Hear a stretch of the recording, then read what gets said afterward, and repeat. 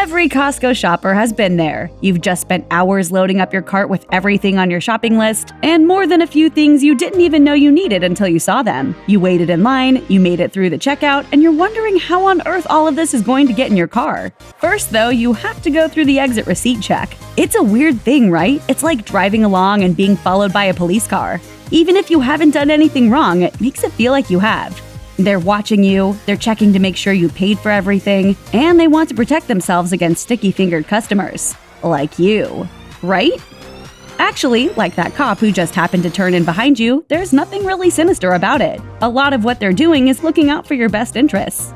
One Costco-centric Reddit thread had employees sharing what they were looking for, and part of it is confirmation that the number of items in the cart is actually the number that's on the receipt. One employee shared some eye-opening figures and claimed their store kept track of how much merchandise was stopped at the door because it wasn't paid for. It was in the tens of thousands of dollars, but the official line is pretty different. MSN did a little digging into just what else those exit greeters are trained to look for, and found they're actually checking your receipt to make sure your transaction went smoothly. Ever get home, check your own receipt, and realize you've been overcharged or one of your items was accidentally rung up multiple times? They're looking for that so they can fix it before you get out the door. Still doubtful? As one employee explained on Reddit, "Trust me, we're not loss prevention. We have loss prevention in the store, and that's not us." One former employee wanted to clear the air on Reddit and said a big part of their job is also making sure customers don't forget some of the things they pay for, but have to pick up separately before they leave. It's easy to forget things like gift cards or merchandise that has to be retrieved from inside cases or behind counters after all. They're also looking to make sure any store promotions were properly applied. Because hey, technology isn't perfect, right?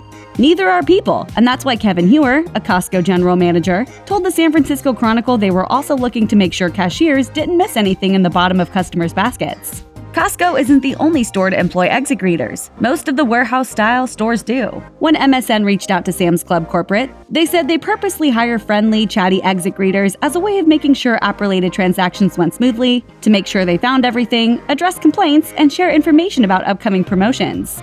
And Costco representatives say the same thing, with one employee saying they'd cut hundreds of dollars in overcharges and had immediately helped the customers get their refunds.